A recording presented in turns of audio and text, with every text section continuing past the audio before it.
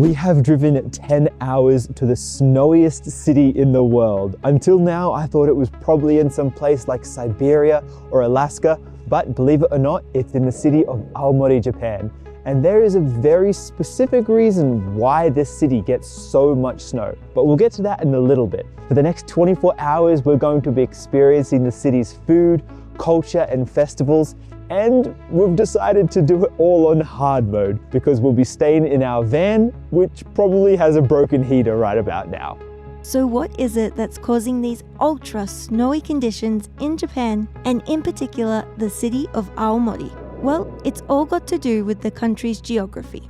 In winter, cold winds from Siberia sweep down from the northwest. As the cold air hits the warm waters of the Sea of Japan, it gathers moisture, rises, and gets deposited onto Japan's west coast as snow.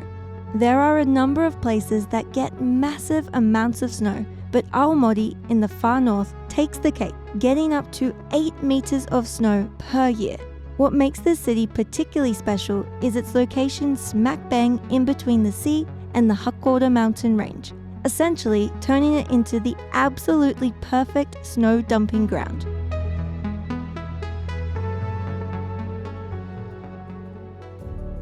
We live in a town in central Japan, and usually we're exploring the outdoors there and documenting our life in the countryside, so hit subscribe if you're interested in that.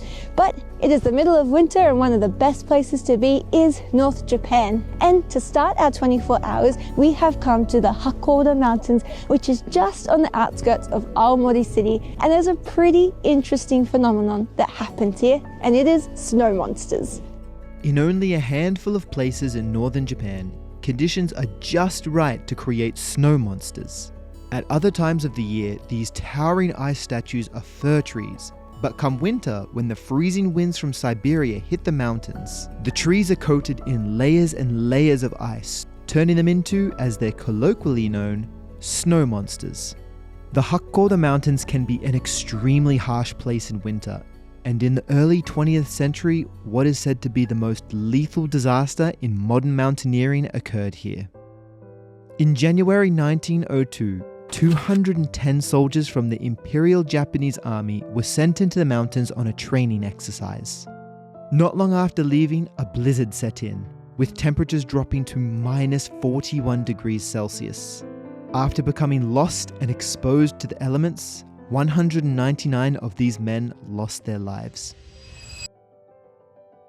Standing on the mountain now, we are very glad for the sunny and clear conditions we have today. This area is well known for its backcountry skiing and snowboarding, and on a day like today, there's many people out enjoying it. But for us, it's time to head down the mountain and move on to our next spot.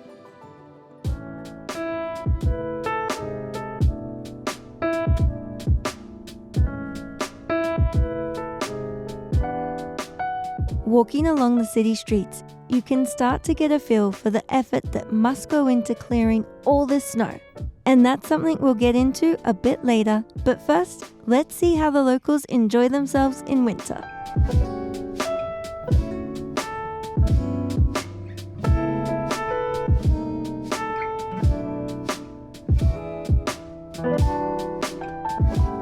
Well, for our second stop, I do have a confession to make. We aren't in Aomori City anymore, but we are still in Aomori Prefecture.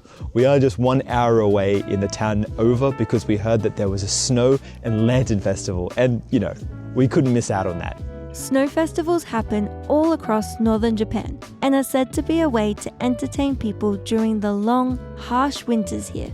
A fun part of this festival in Hirosaki is locals get involved and create some of the lanterns you can see around the castle grounds. And of course, like all good Japanese festivals, there's also plenty of food stalls to pick up a warm dish or potato fries.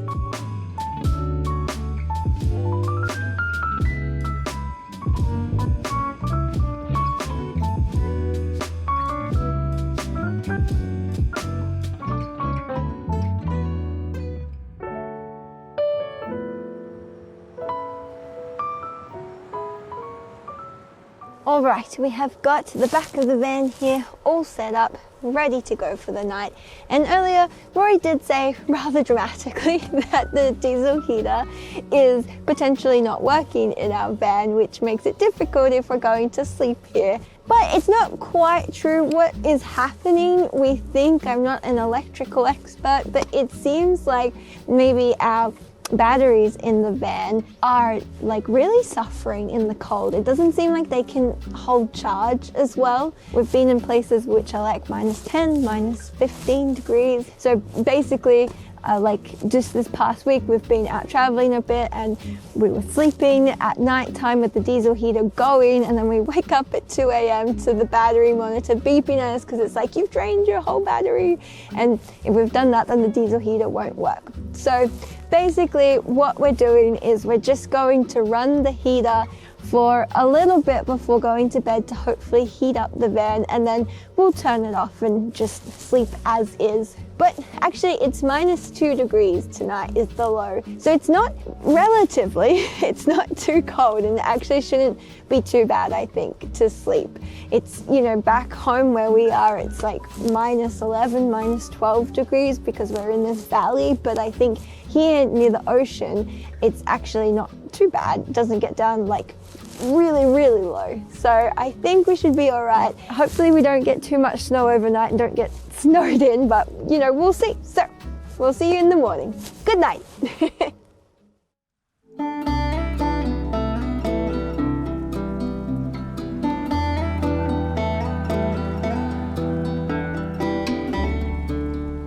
Good morning. As expected, it is very snowy this morning and our van's right behind us, and it has a bit of snow on it, but honestly not as much as we have seen this past week. As I said, we have also been traveling and there was quite a big weather system that came through on the western side of Japan, and we had like 40-50 centimeters of snow on top of the van at that point. So this is doable. We can get this off. And because we're staying in a rest stop, they always have like snow removal people come along. We don't have to dig ourselves out as well. So that's really nice. So let's start the next day in the snowiest city in the world.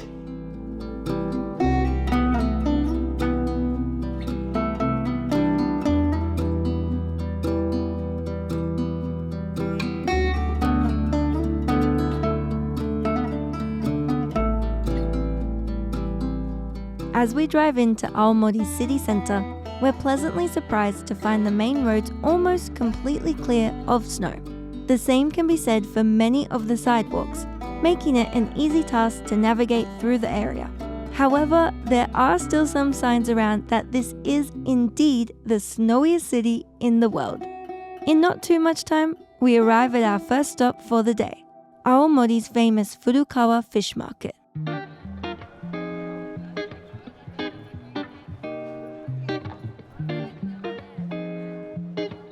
While winters may be harsh in Aomori, an upside is the amazing fresh seafood.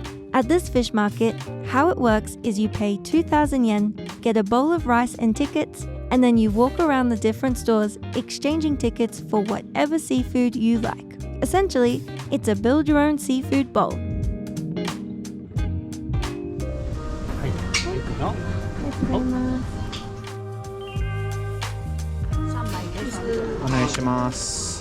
So we've both got our nokkedon. We've used up all our tickets. And so the concept of nokkedon, nokke is to kind of like add and put on top of your bowl. And so basically they've got this little slogan here, which is like nokke, nokke, gatsuri don, which basically means like add more, like eat a lot in a don form. And I've kind of gone for some kind of, I don't know, risky options. I've got some like uni here, which is sea urchin. I've genuinely never had it before. And it's kind of one of those things where people either hate it or love it.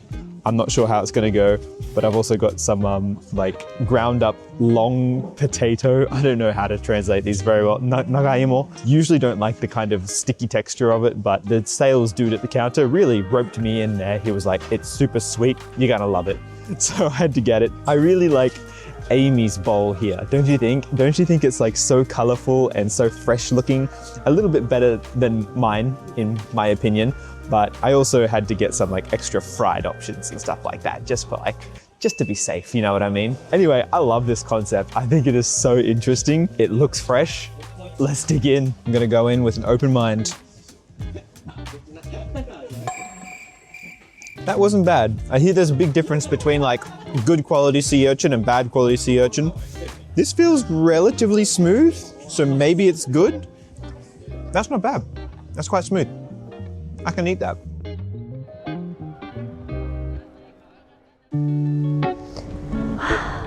And we are back out in the snow. That was so good. We have been to quite a few seafood markets in Japan now, but I don't know, I reckon this one could almost take number one. There was even a fish market which we recommended in our Hidden Gems video, which we'll leave a link for somewhere around here. But yeah, this, like I said, I think it might take number one. I just really love the concept of getting your rice bowl and then being able to go around and basically like make your own bowl, so to say. That was just a really fun concept. And for 2,000 yen, like you've just got so much food. By the end, both Roy and I were like, we can't eat anymore. So it's snowing now, it's time to go and explore the city a bit more, and today has turned into a bit of a food day because we are going to try another Aomori specialty. So let's go.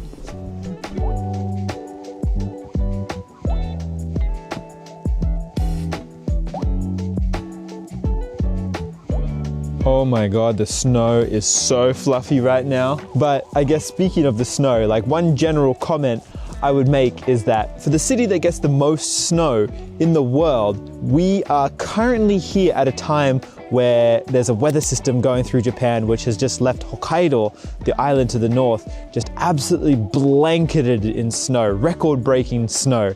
And we're here, and I'm genuinely impressed with how well they've been managing the snow. I actually thought there would be like no chance of seeing a road, but we can see like the road underneath the snows, and the snow piles are like, they're high, sure, but I thought they would be like monstrously tall because it's the city with the most snow in the world, right? So I guess that's just a little bit of a compliment to the city. They're managing their snow fantastically. I'm sure the operation is a very large scale operation to keep on top of it all. But yeah, quite manageable. Like it'd be quite livable, I could imagine. In fact, when doing research for this video, we came across a government website dedicated to giving tips on how to live here in winter. Everything from where to dump snow, to tips on how to walk on snow, to driving. On an individual scale, residents do need to shovel snow around their homes pretty much every day. And that does sound like a lot of work. On a city scale, it's hard to miss all of the machinery dedicated to snow removal. Once the snow is collected, it's put in trucks and dumped into the surrounding ocean. All of these efforts mean that, except for a few sad left-behind bikes, the city can pretty much operate as normal.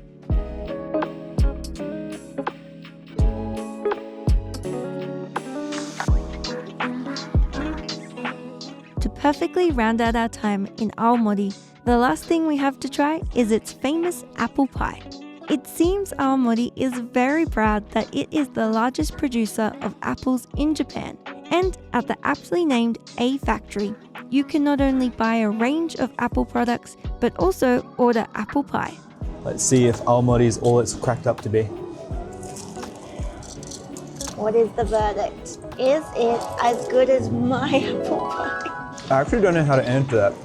Honestly, if it was heated up, it would be 10 times better, to be completely honest. Yeah, that is a shame, isn't it? The apple pie you made was fresh out of the oven, so... You don't have to try and pander to me, it's okay. It's good either way though. Paired with a coffee, 8. Ooh, okay, Yeah. okay. Well, thank you so much to A Factory, because that apple pie was really good, and it's something that I really enjoy about Japan is how every single different place, local place, has their own like snack food that they're really proud of and that they really go hard on. So that is a really fun thing. But for Aomori, the adventure does not stop here. We are next going to a rustic Japanese inn for a stay, and that deserves a whole video in of itself. So make sure you subscribe so you're not going to miss any future stuff like that, and we'll see you then. Bye bye.